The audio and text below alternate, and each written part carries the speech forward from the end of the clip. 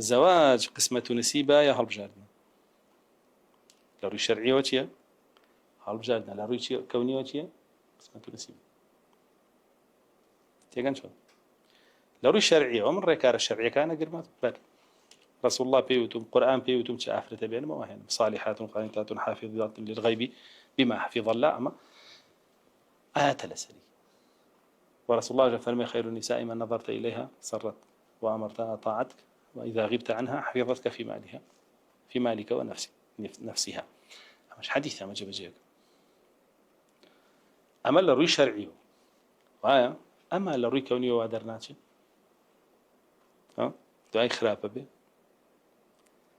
من لسرو سزا دريم كوافر تخراب مال بجار ولا روي كوني نا من لسرو خراب دريم كلا سرتاوا بيدينا أي خوازم كلا سرتاوا بدروش تا أي خوازم سرو لو ما أكرم أما لسرو يتري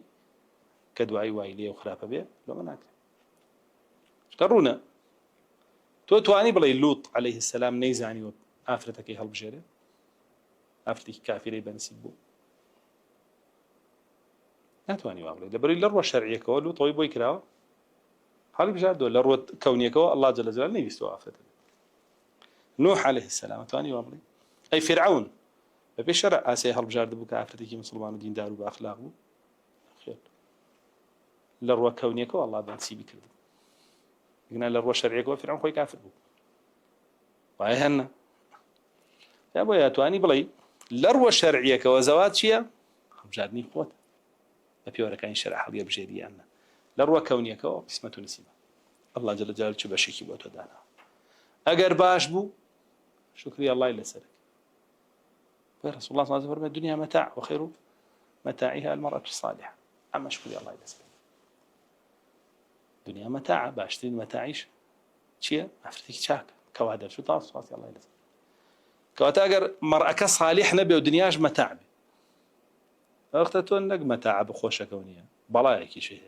إم بلايا بتشي كي لبرامبريا صبري لسلك ببيشرع تعاملي لقلك ولا اشتكى أنا بيبرواني هر إنسان إلى إرادة الله يستي الله تيبقاك أمام مرتبة سيامي قدره لو بابتنا تناك سودابي ضل يقلابي تو إسراحتك عشان لزورشتا رسول الله صلى الله عليه وسلم أسباب كان يقرتبر بلام لروي كونه وادرناجو حد بيغمر أنج بقشتي تمنو يستشرعي كمين آوتبون لروي كونه وادرناجو ويسمن ليريا موقع ملكواه لروي كوني كوا سزادريم كوادرناجو نخير إلى روى شرعية كوكام وأسبابكم قرتوا تبروا هولي خو ما بعداش ولا قرم بالله قد داي بزيني سر نمونكي نوح عليه السلام لقال لوط عليه السلام يسا أوان لروى شرعية كوا بعداش ولا قرم بالله أي لروى كونية كوا كجنا كان يام باش درنا شو سزاق ذين نخير الحمد لله يهديكم يعني كواتا أمت يقشتنا لو بابتا وبوضل وأخواته طبعا من روى شرعيك أو هي قلت ما تبردوا أو خراب درشون لروى كونيك ومن سزان أندري كابرها تو تلاقي إيما ببي شرع لقالها ساوين ودانشتي داوای علمی کردو پێماننا حەزی کردووە لە مەجلیسمانە بێ هێشتومان نەسیحەتی ویستۆ کردومانە هاوکاری ویستۆ کردومان لەگەڵ یا بووین بۆ هەر شتێ پێویستی پێ وایە بۆ وامان کردووە لە بەرەوەی شەرع فەرمانی پێکردوین دوای لە ڕووی کەونیەوە ئەو لەسەری نووسراوە کافر بێ یا منافق بێ دوای دوور کەوتوێتەوە ئەوەی کردوێتی ئێمە سزا لەسەرەوە ئادرین نەخێر ئێمە ئەجری خۆمان وەرەگرین لەسەر موقیفە شەرعیەکەمان